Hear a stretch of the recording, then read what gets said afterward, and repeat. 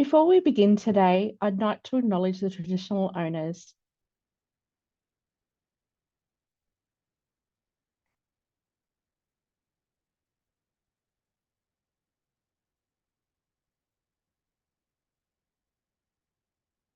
Before we begin today, I'd like to acknowledge the traditional owners of the country on which we meet today. I would like to acknowledge the Gadigal people of the Eora Nation as traditional custodians of the land on which I stand.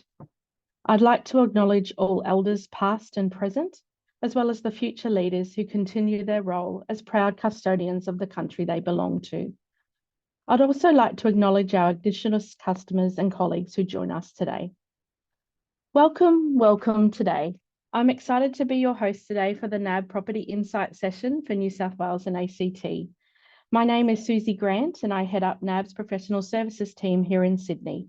I have a team of 10 bankers here in Sydney, and NAB also has a large number of bankers in our regional areas of New South Wales and ACT who are here to support both the business and personal banking needs of clients who operate in the accounting, financial planning, legal, insurance broking, and real estate industries. Today, I will be joined by Gareth Spence and Mark Browning. I am so looking forward to them covering topics that will include general outlook on the economy, property market insights, rental outlook, rent roll multiples, and commercial property market, including residential construction. We will have time at the end for Q&A, so on your Zoom, you should see a Q&A box. So I encourage you to add questions throughout the webinar. A bit of background about our amazing speakers today. We have Mark Browning, Head of Valuations from NAB. Mark has been Head of Valuations and Property Advisory at NAB for the last 6 years. His responsibilities include residential, commercial, and rural valuations, as well as business valuations, panel management, operations, and valuation risk and reliability. As a career banker of 25 years, Mark's prior leadership roles have been in corporate and business bank, credit, risk, operational, and product functions. He holds an Executive Masters of Business Administration. Also, we have Gareth Spence, Senior Economist, Australian Economics for NAB. Gareth joined NAB in early 2018 after 10 years with the Reserve Bank of Australia, where he worked in the Economic Analysis and Research, Risk Management and Domestic Financial Markets Department. In his current role, Gareth provides detailed analysis of the Australian economy and advice on economic developments, both internally to NAB and externally to customers, the media, and many other organisations. A core part of his role is the responsibility for the well-regarded NAB business surveys, which have become a trusted source of information for frequent and detailed information on conditions in the business sector. Gareth has completed a Bachelor of Economics with first class honours at the University of Queensland and later a Bachelor of Commerce majoring in finance. More recently, Gareth has completed a Master of Applied Finance at Macquarie University with a distinction average. Without further ado, I'll hand over to the extremely knowledgeable Gareth Spence. Thanks, Susie. I'll just pull up my slides. All right. Thank you for dialing in, everyone, today. With my 20 minutes, I think it'd be nice to run you through kind of a very high level outlook for how we think things are progressing, since we last spoke around 6 months ago and where we think we'll go from here. So,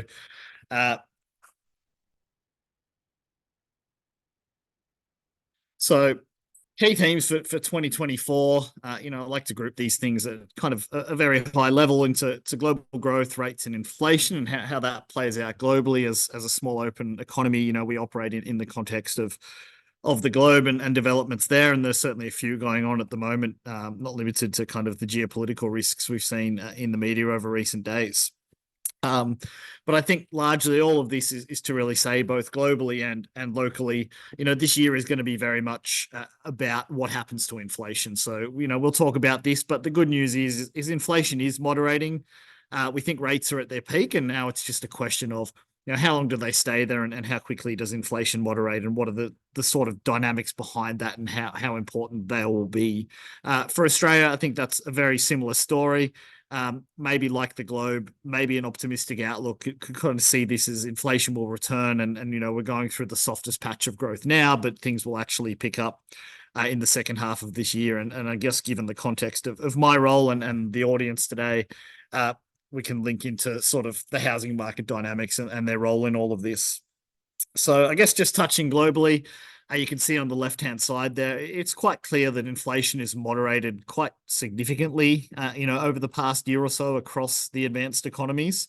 It's certainly well off the peak of up around 10% for some countries. And alongside that, rates on the right-hand side, you can see they have sort of leveled off. So, inflation is moderated. That's a good news story. Lots of those supply side pressures, transport, freight costs, shutdowns have all eased. And then we've sort of seen this kind of moderation in inflation.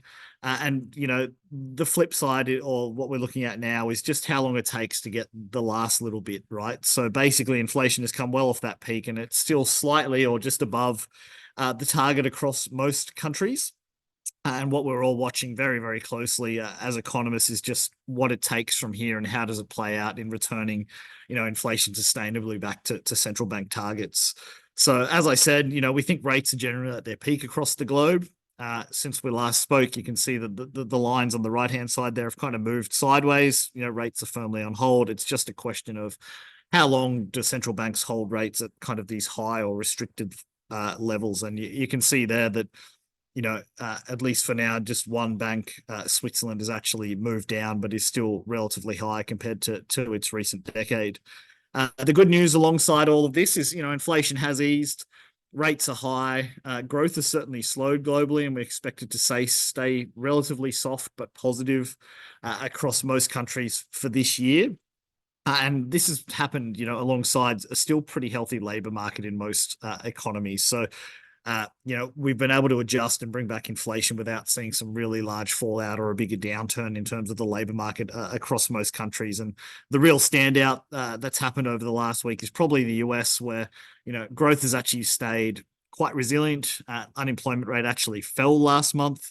And so, is still quite low there. But turning to Australia, where have we come from and how have we progressed over the last 6 months? Well, broadly similar to the globe. So growth certainly slowed through 2023. Consumption growth, which is around 60% of our GDP, slowed quite sharply. And you can see there that pretty flat over the last 2 quarters and just up 0.1% over the year compared with the normal growth rate of around 2%. You can see there that there have been some key supports. So certainly while consumption growth has slowed over the last year, GDP has held up relatively okay, below trend at 1.5%. But the key supports really being, public sector spending on infrastructure, which has been quite important, some elements of business investment strength, and certainly a rebound in trade.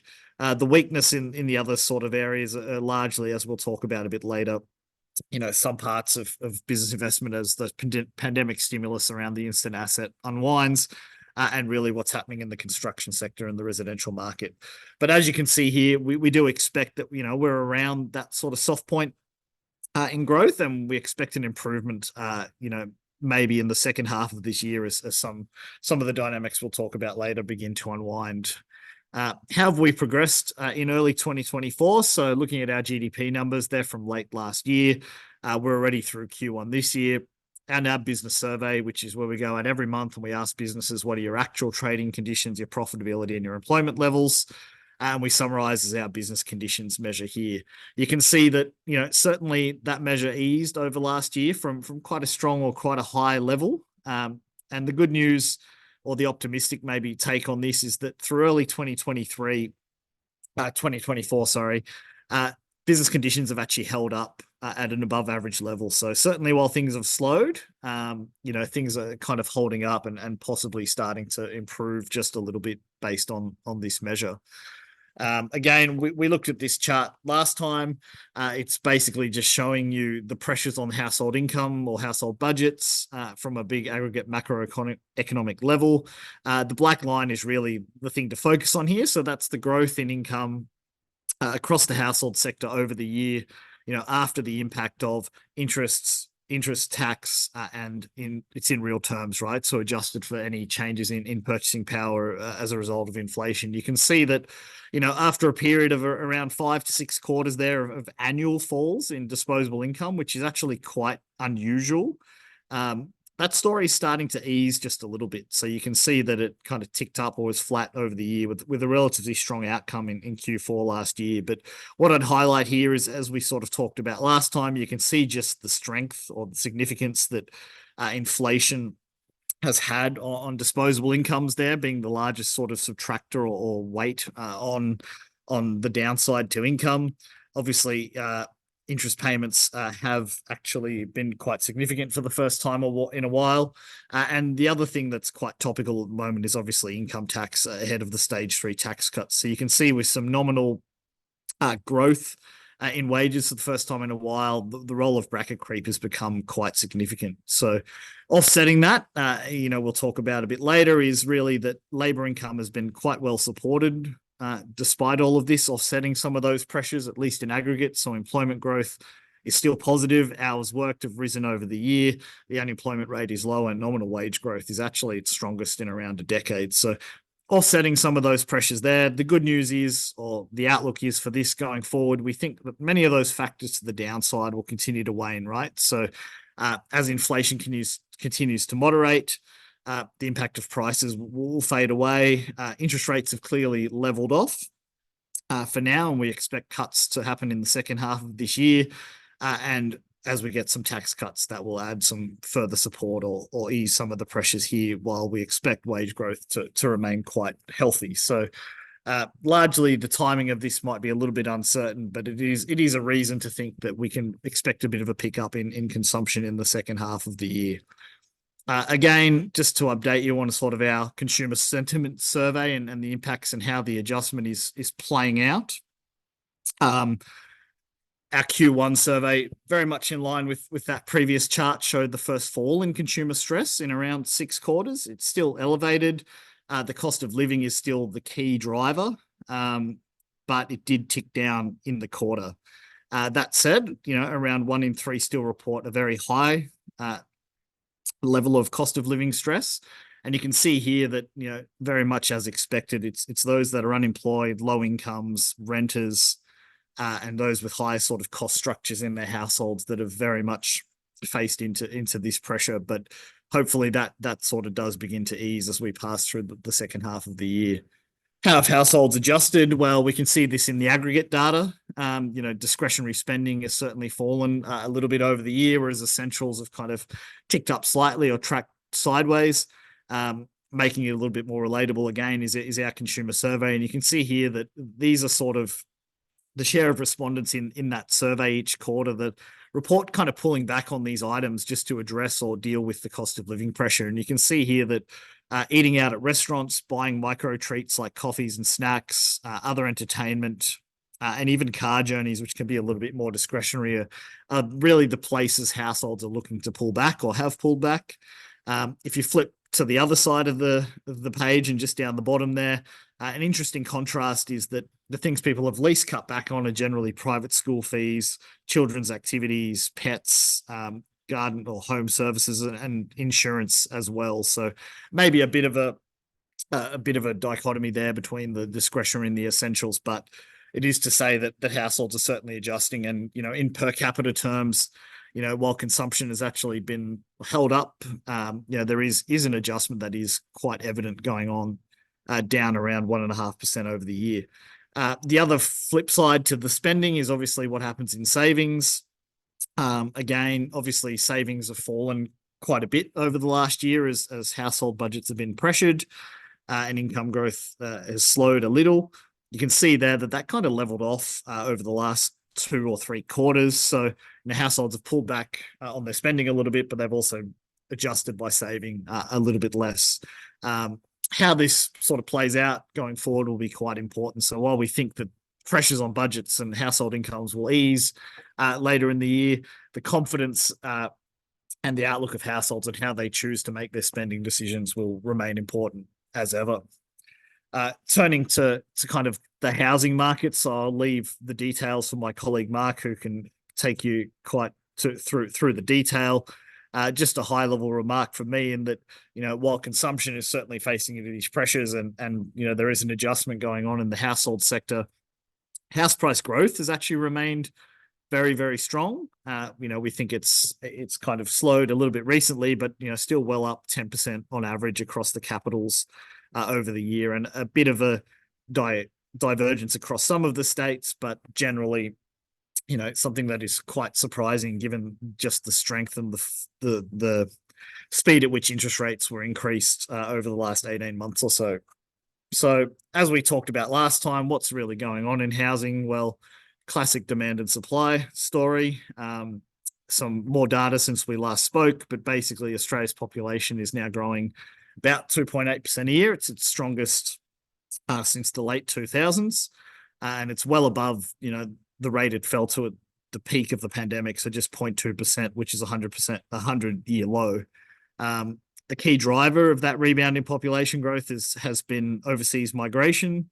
It's more than rebounded the gap that we sort of lost out on migrants over the pandemic while borders were closed, and it's happened much more quickly than anybody could have expected. So population growth of well over 600,000 people last year, or in the year to September, around 550,000 migrants. And you can see here that for New South Wales, certainly quite the story of the driver of rebound in the population growth there is overseas migration, and also that annual growth is up around 2.2% or 2.7% for the working age population. So quite a high level, its strongest in quite some time.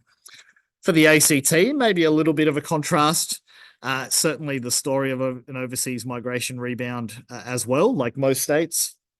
But the kind of the variation we do see across states is where the patterns of interstate migration has changed. So you can see there, so in contrast to pre-pandemic for the ACT, there's still quite a solid outflow of migrants back to other states as opposed to pre-pandemic where there were quite strong inflows from other states. So, a key support from overseas migration, but maybe a bit of an unusual or change in the trend in the drag from interstate migration. So annual growth certainly picked up, but it's just not as high as it was pre-pandemic for the ACT. The supply side of this is still highly topical and quite stark. You can see with the latest data we sort of got last week for Australia that annual completions are still tracking around 170,000 a year. That is relatively high, but it's well off the rates we saw between 2015 and 2018, and faces really into that strong demand. You can see here the black line down the bottom left for New South Wales kind of mirrors the Australian story quite closely. ACT has been a little bit more volatile, but completions are actually relatively high. On the pipeline, it has started to ease a little bit across Australia, but there's still around 260,000 dwellings under construction. It is quite high.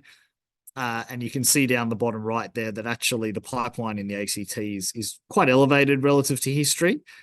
New South Wales, it certainly picked up through the pandemic, but isn't as high as it was over that 5 years prior to that. So what's really happening? Obviously, quite strong population growth, healthy price growth. It's a bit unusual to see such weakness, I guess, in new construction. It's a little bit unclear, and we're still trying to figure this out. But construction costs, labor costs, the availability of labor, and maybe even a bit of uncertainty over if interest rates still are kind of what we think are really weighing on the construction side. The good news is that price growth on input costs to inflation have slowed, but they're still relatively high, tracking at about 5% a year. And as a result of that, prices are still, despite inflation in the product slowing, the level of prices is still around 30% higher than it was pre-pandemic. And I guess the outlook for that is quite important. You can see here from our residential property survey on the right-hand side that it certainly mirrors this impact, with around 3/4 of respondents telling us construction costs are kind of one of the main barriers to development of new projects. But also interestingly, labor availability from around 40% of respondents, and then the usual delays in obtaining planning permits to do new builds. So certainly coming through both the official data and our qualitative survey data. What does this all mean? Well, with prices continuing to rise quite strongly over the last little while, and interest rates tracking at their highest level since around 2012, not surprising to many people on the call, I'm sure, but affordability has declined quite sharply. This measure here from PropTrack, so realestate.com.au, basically shows us the share or proportion of dwellings sold on their website over the last year that can be afforded by the average household spending 25% of their gross income. And Australia-wide, that's just 13% over the year, which is quite stark. You can see here that, it's kind of common across most states and territories, but New South Wales, the least affordable at this point and slowest sort of on record. What does that all mean? Well, we'll talk about the inflation impacts a bit later, but it does have implications for labour mobility, in the broader context of a productivity discussion in Australia and the ability of labour supply to move around the country to jobs where they are needed. It matters for inflation given, the housing components add up to about 14%. And so how they progress will be quite important. And it's also just a large, significant social and political issue at the moment. I guess changing track a little, how have the labour market tracked amidst all of this? So slower growth over the last year and high rates. As I said, globally, unemployment rates have generally come off their lows, but actually remain at a relatively low level despite that. So you can see there, New South Wales has ticked up, but is relatively low. And it's true that, despite that slowing in growth and, employment now being around 1.3 million higher than it was across the country compared with pre-pandemic, the level of job vacancies is still quite elevated. So those near-term forward-looking indicators suggest the labour market, despite that slowing in growth, will actually remain relatively healthy kind of in the near term and even a little bit tight.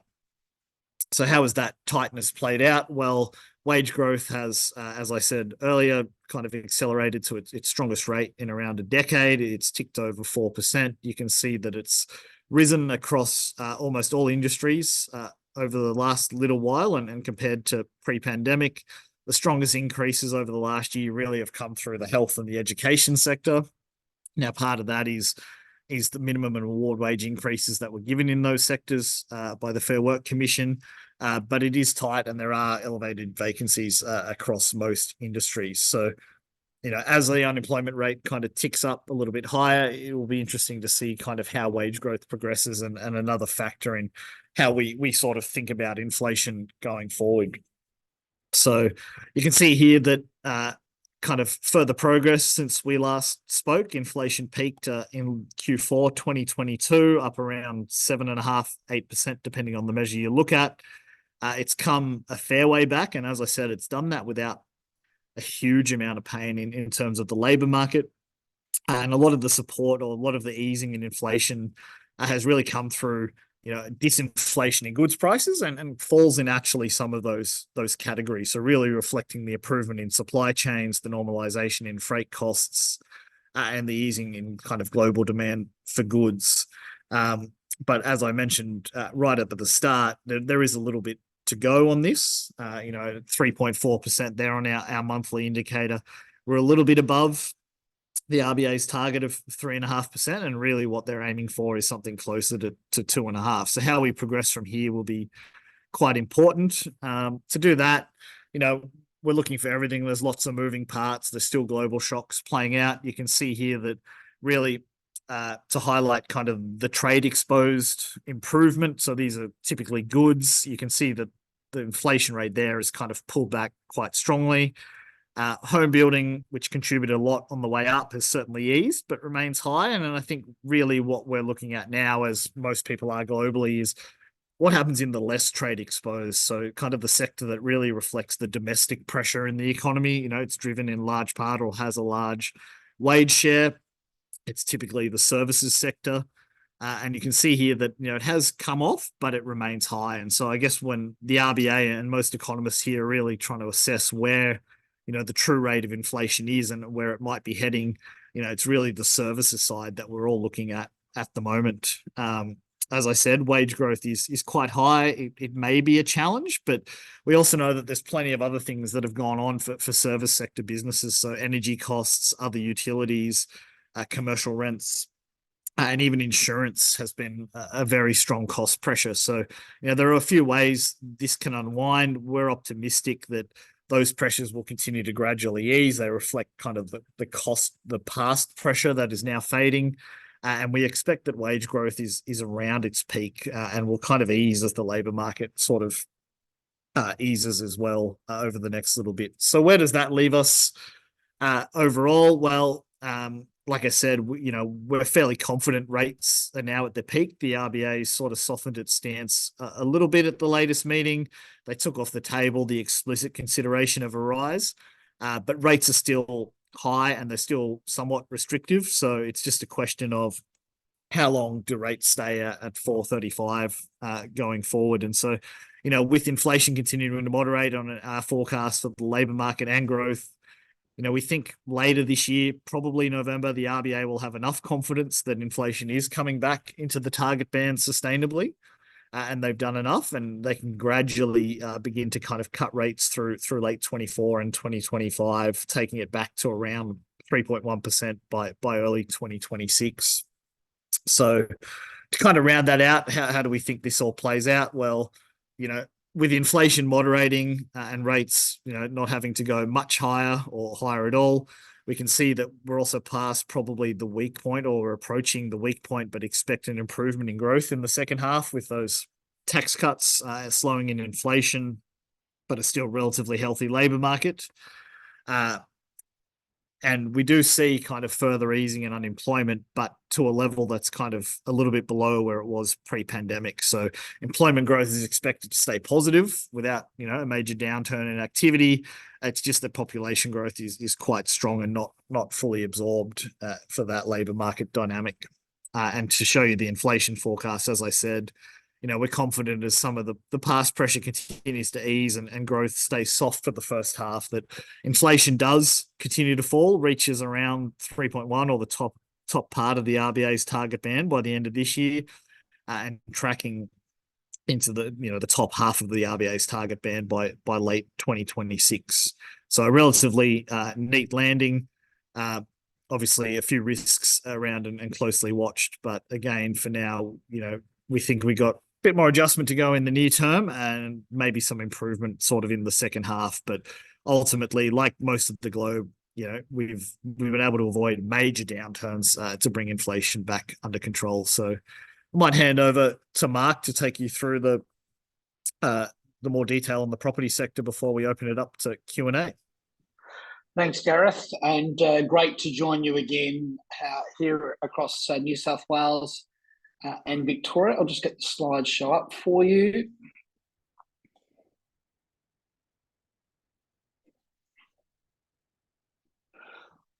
So we all understand how important the property market is, and just as an ample demonstration of that, this gives you a sense as to how properties value contributes to Australia's overall wealth. Since we were last here, around just under 6 months ago, the value of Australian housing is up by another $0.2 trillion, and Sydney in particular has been a key driver of that price and asset value growth during that period of time. So today we will cover Sydney, the regions from a residential perspective, also touch on both commercial property and rent rolls, and we'll then jump into the ACT and provide a brief overview there as well, just to make sure we're covering both the Sydney itself and also regional New South Wales as part of today's update.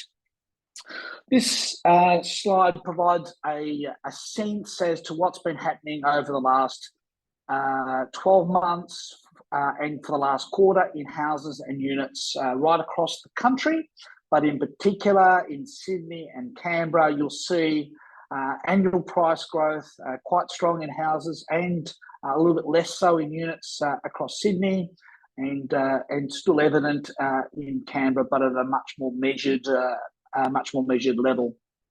So we know last year in a rising rate environment, Sydney's property prices still grew by a little bit over 11%, and so that's the backdrop that we're facing into as part of today's update. If we turn more recently to the last quarter, so this is the first quarter of 2024, you'll see Sydney's price growth up 0.9, Canberra up 0.8, and then regional New South Wales up by 1.1% over the quarter. And you'll see the last 10-year average, both at our capital city and a regional market perspective on the far right of the slide.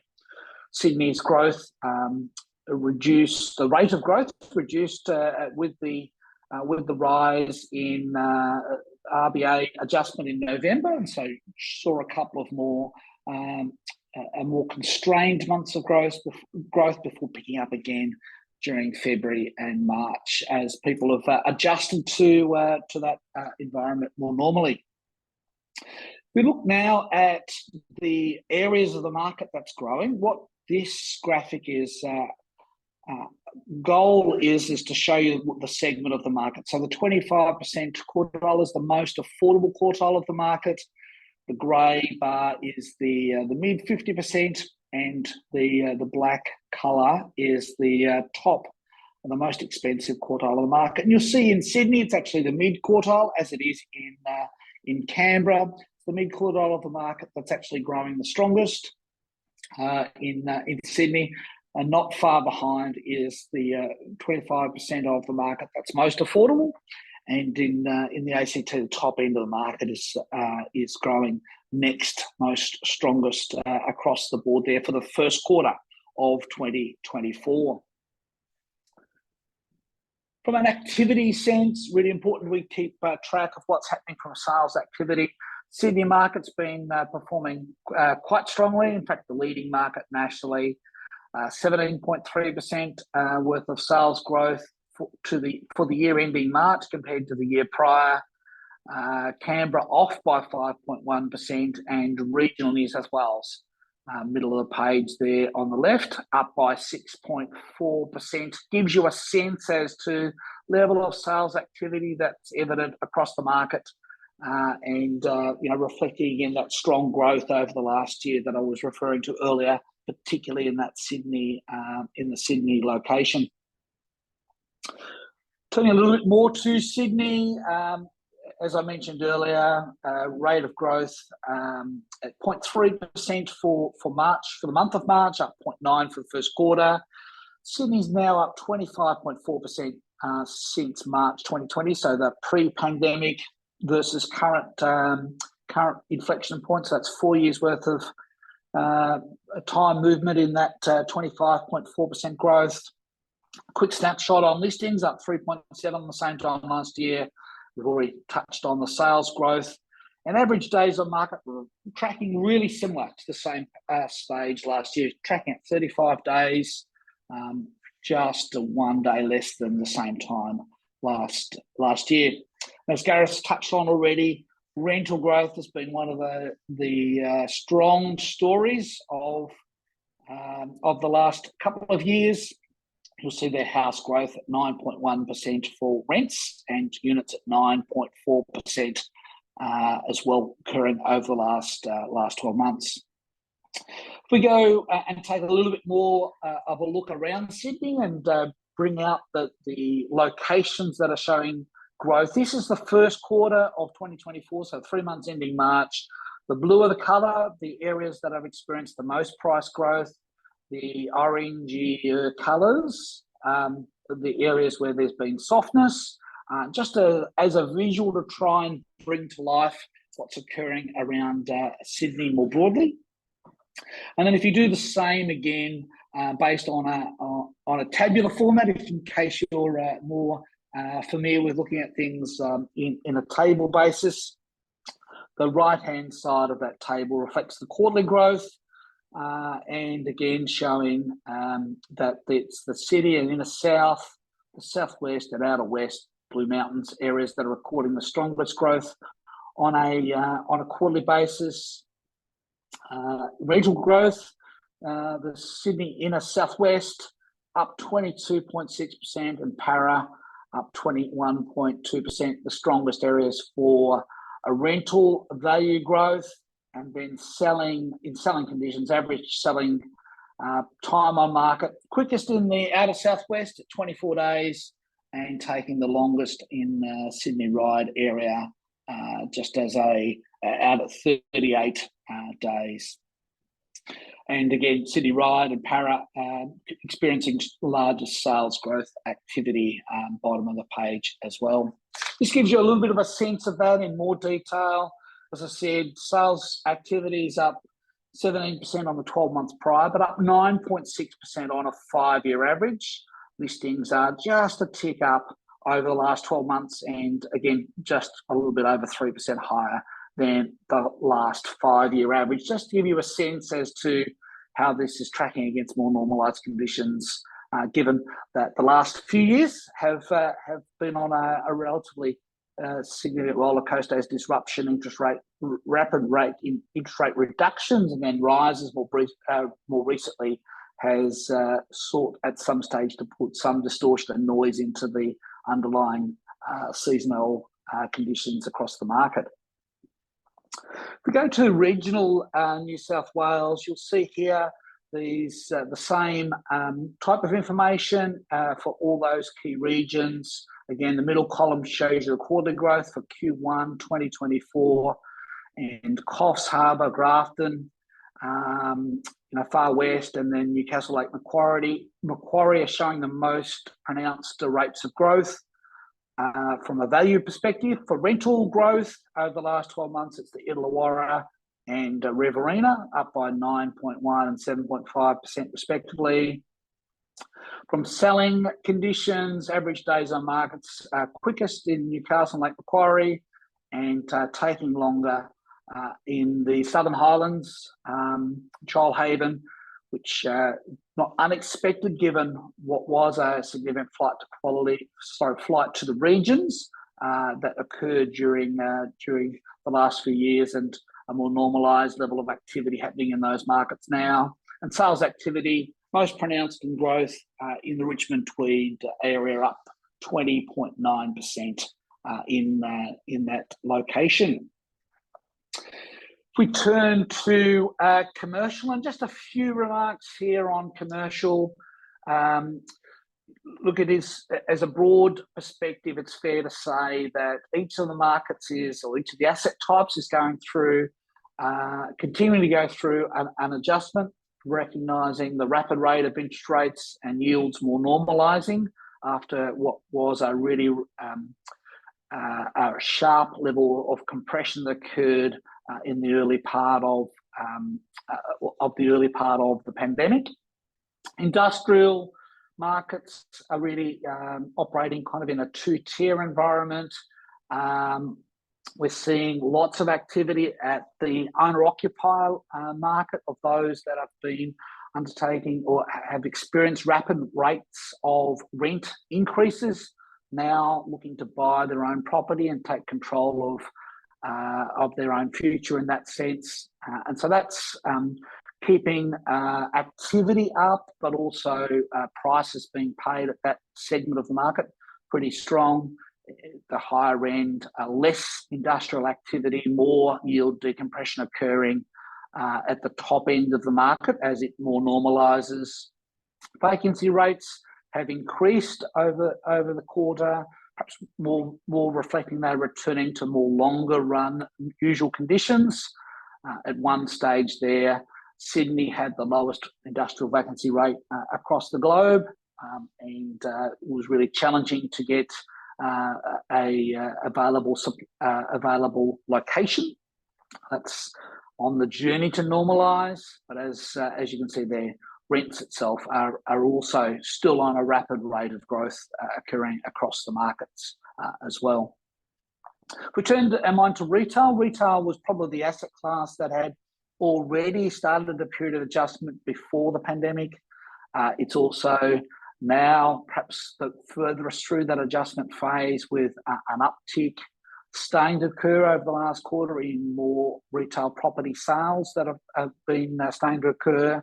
Less so at the institutional level and from our larger REITs, and more so at privates that are purchasing a number of those properties.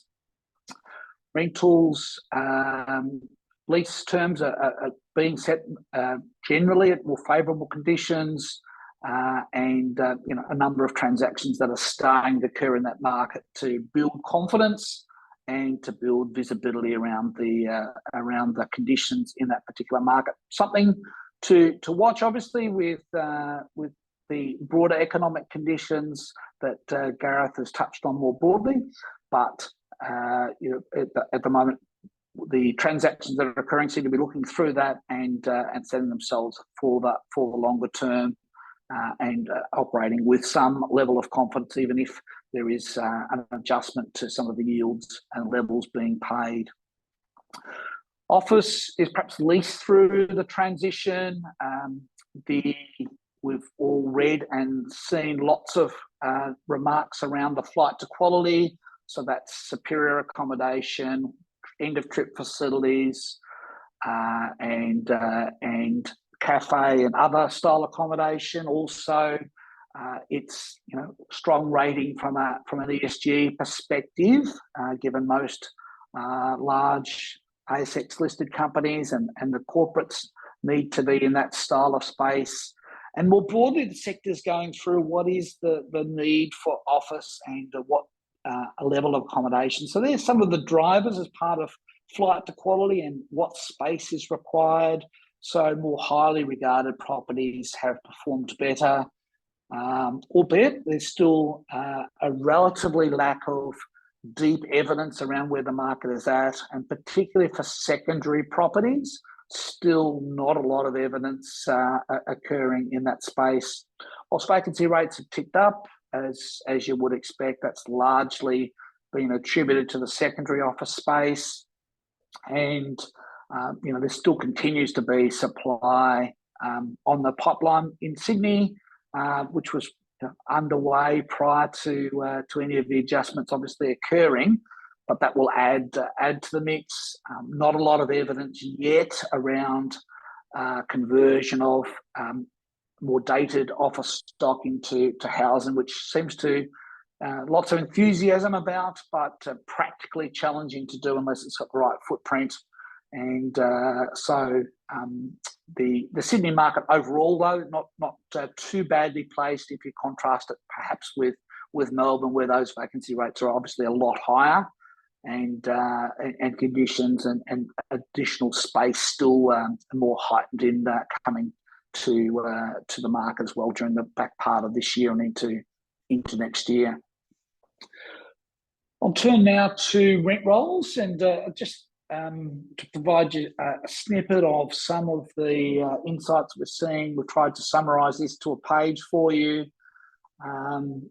Clearly, some of the drivers continue to be from a rent increase perspective, the housing shortage elements. None of this is surprises to this audience, but also there is ongoing tenancy reforms and legislation still working its way through the system, which is obviously also a driver in the space. So lots of moving parts, some current drivers on the far right there, and areas that we're continuing to watch as most agencies are as well, with more effort required in managing properties, both from a wages perspective, but also from managing arrears and expectations more broadly as well. Given around 3 in 10 property sales are from investors, and investor activity only just starting to pick up again more broadly. So there's a little bit of a readjustment occurring in the space, which is impacting in this sector as well. We turn now to Canberra, and similar comments and similar update here for Canberra. Up 0.4% over the month and 0.8% over the quarter. Now Canberra dwellings are up 31.2% since the onset of COVID. That should read Canberra, of course. Listings are down, and sales are also have eased on the same time last year. Taking slightly longer, 56 days in Canberra, and rents have remained relatively constrained and flat more broadly.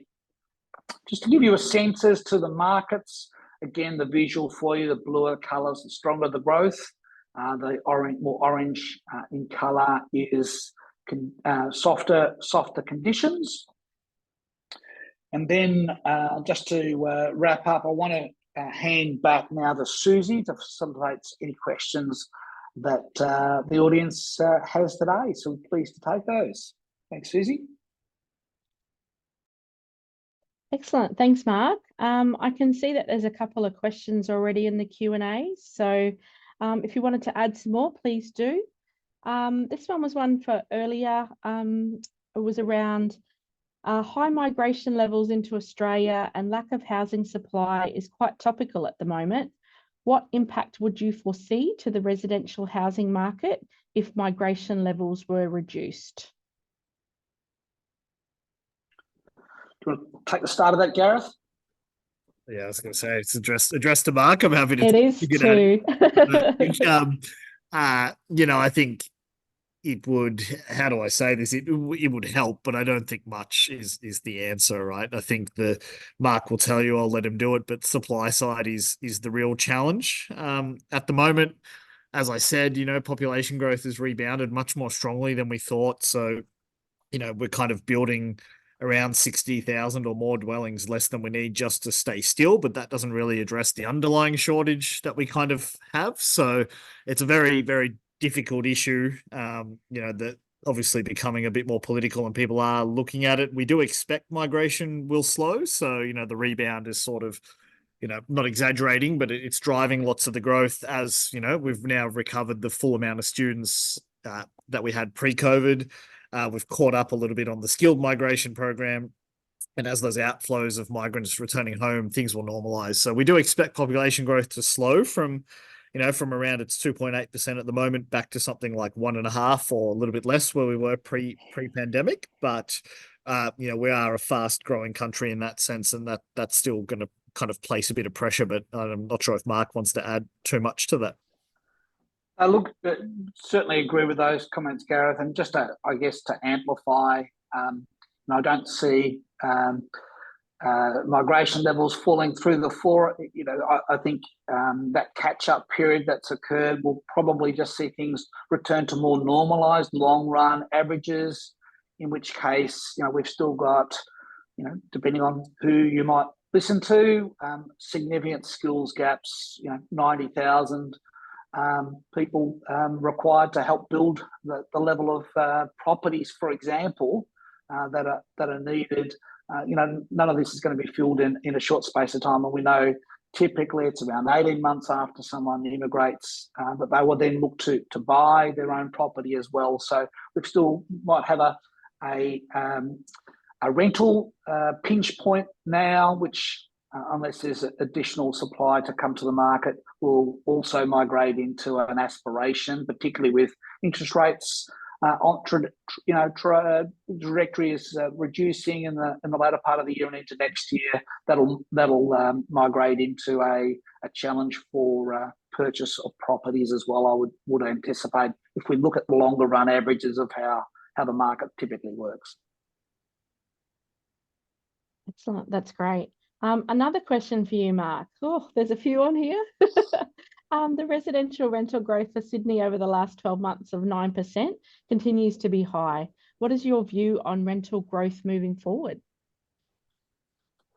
Well, without more supply, I'm anticipating, we'll be incurring and operating at similar levels going forward, Susie. In the short term, not seeing anything that's a big catalyst for a significant additional supply. So, I think we've still got a number of months or perhaps, a couple of years ahead before that level normalises. Perfect. A question on the ACT local market draft. Why are some of the inner suburbs missing from that? I'll take that one on notice, Susie, and go back to the chart. And perhaps we can take note of that particular question and come back offline. Yeah, sounds good. Question, do you see student accommodation needs increasing in the short and longer term, especially in regional New South Wales? Yeah, that's a really good question. And we note government is also perhaps putting some further restriction to inbound student numbers as well. And I guess at a high level, yes, that's needed, particularly if regionally based universities are looking to offer some of those courses and subjects that are attractive to offshore. Offshore Australia's always been a highly regarded country for education. It's one of our biggest exports, and Gareth can give us more information on this in a moment. So housing's clearly, or student accommodation is clearly a part of that, but I think we need to see those numbers and activity normalise first before we can be clear on the extent of what demand will be there in the medium term. Yeah, I'd echo that. I think I could go all day on this, but it's a really good question in the sense that, we're going to have to come up with some creative solutions. I think maybe if it wouldn't be a huge surprise to many, but regional areas kind of faced the rental pressures pre-pandemic, right? So it's kind of, how do we deal with that if we did shift or we had a strategy of more diversifying? But I think this really speaks to just the issues on the supply side, as Mark's sort of said. I think we've kind of recovered that level of student migrants. It is good for the country. As an economist, I'd have to admit this, that, there's certainly challenges on housing, but it's our third or our fourth largest export. That makes us all richer, right? It's a key thing that Australia exports and sells to the rest of the world. So education is important, and, probably isn't optimal to kind of cut that back arbitrarily in a sense. As Mark said, obviously short-term challenges and the supply side can't just turn around in the next 3, 4, 5, 6 months or even a year. So, we're going to need some creative sort of challenges, and the discussions are there. So let's see how it kind of plays out. Excellent. That's great. Noting population growth and anticipated interest rate cuts, what would be opportunities and threats or risks from a lender's perspective? Interesting one. Kick off on that one. It's a good question. Look, I think, population growth means that the pool of customers and the economy is growing, right? So there's an opportunity there that we're not going to have this, it's been a big support, right? Like I said, in per capita terms, spending's actually fallen. I don't love measuring it that way, but it speaks to the importance or the resilience that population growth has actually added in the economy. So there are, opportunities there. Interest rates, it's a little bit uncertain now, but they will fall. They're in restrictive territory, so they won't stay there forever. And that will kind of add some support right at the time where kind of, we think tax cuts will start flowing through and inflation pressures will ease. So there will be some rebound in the housing market. And I think the challenge really is, if we can navigate, the key risk I see here, and my boss, who's the chief economist, would tell you this, is that we can actually bring inflation back without a big downturn in unemployment, right? So the real risk here is what happens to growth, what happens to unemployment further down the track with rates high.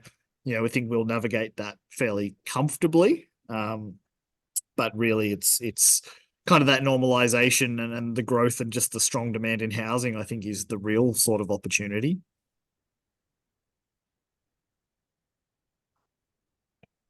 Excellent. That's great. Thank you. Next question. A question for Mark. What's the outlook for the local retail shopping strip? Interesting one. Look, it is, and it depends on where the strip is as well from a location. Look, it is absolutely fair to say, with a higher level of activity of work from home for some days of the week, which I think is pretty much a longer term trend now. I think that's kind of settled into a bit of a rhythm and routine now. That's a positive more broadly for suburban based retail.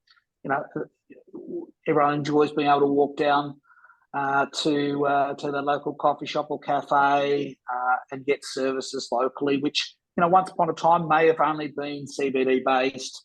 And I think the associated services, whether it's hairdressing and all those other family and local services, that all benefit from part of that. That said, the retail locations there at the next level up at suburban-based shopping centres and the like will gain some of that. I think strip retail will be a net beneficiary, but probably it'll be a more incremental benefit, perhaps stop some of the decline that might have been occurring in the last few years, as in prior to the pandemic, where we did see some of that retail become a bit more challenging and people move to destination-based locations. So perhaps a slight adjustment for where that was, certainly for those that are in good, well located for housing catchment. They'll certainly be beneficiary of work from home, and then more broadly, some recalibration of locations that people are looking to shop at. Perfect. That's great. This one, it may refer to a graph, Mark, I think it is. So on your graph, construction costs were the main barrier to commencing new development projects, and housing affordability was fourth or fifth. However, the next slide, housing affordability was a large challenge. Can you give us further understanding on this? I can try. I think that's a good. Oh, good. Is that yours, Gareth? Sorry. Good attention to detail there. So I think that's right. I think the issue with housing affordability is it's certainly very low. It's a huge challenge. There are social, there are economic consequences of that, and that's why we're talking about it so much, and the government is. I think the issue is that you have to have somewhere to live, right? So, we're going to have increasingly high proportions of income spent on housing. Is that a good thing? It's a bit of a debate. I think you flip that over to the construction costs part of that question, or sort of that survey response is, demand is just so strong that, people have to live somewhere, that the affordability isn't even the big constraint on the supply side. It really just is, can we get the workers, and also, the costs, and can we do this? So there's certainly a fair few tensions, as you've kind of highlighted here. It's certainly low in affordability, but I think just because it's an essential and people have to live somewhere, demand is strong, as we've seen. Population growth is strong. It's really that supply side that's holding it back, and that's what kind of comes through, when we talk about things like construction costs or zoning or permits. No, that's great. Thanks, Gareth. Okay, I think that's the last of the questions. So look, I just wanted to say thank you so much for attending NAB's Property Insight session for New South Wales and ACT today. We know your time is extremely precious and really hope that you found this session of benefit to you. Remember, this session has been recorded and it will be distributed out to you post the session. Any questions, please don't hesitate to reach out to your NAB banker.